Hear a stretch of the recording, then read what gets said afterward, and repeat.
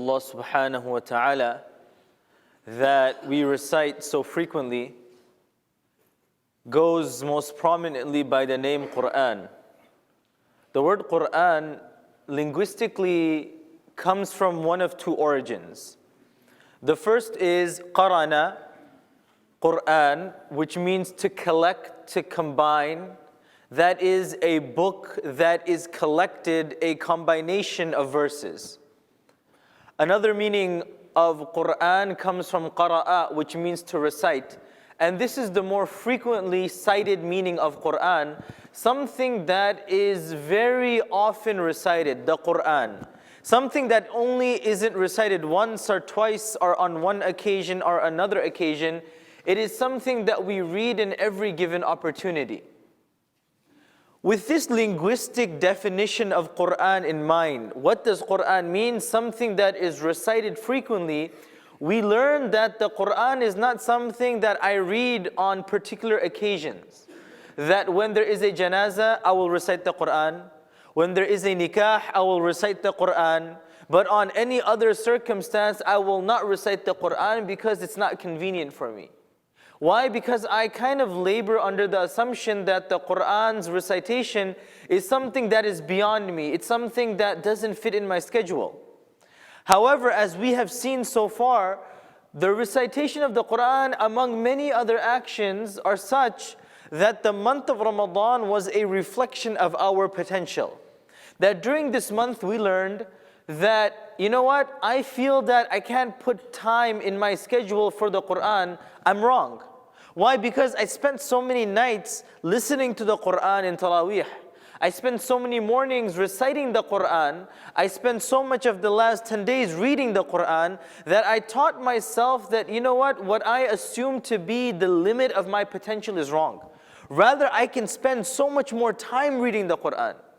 And the theme of this week's talk was, how can we harp and how can we build on that momentum of Ramadan?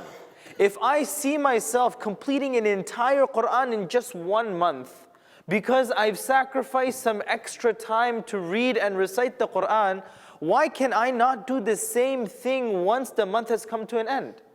That now the month of Shawwal begins, and now I tell myself, okay, you know what, I may not have that much time, I may be busy with work, if I'm younger, I may be busy with school, or I have other commitments, but in the month of Ramadan, that will always be my point of reference. That I was able to take out 15 minutes a day after Fajr, I was able to take 15 minutes a day before Maghrib, and I completed the Quran. Okay, fine, I can't complete the whole Quran in 1 month, I'll finish it in 2 months. Fine, I can't do it in 2 months, I'll do it in 3 months. So if it took me half an hour every single day in the month of Ramadan to finish it once, then that would mean I divide it by 3, I do 10 minutes a day, I can finish it inshallah within at least 3 months.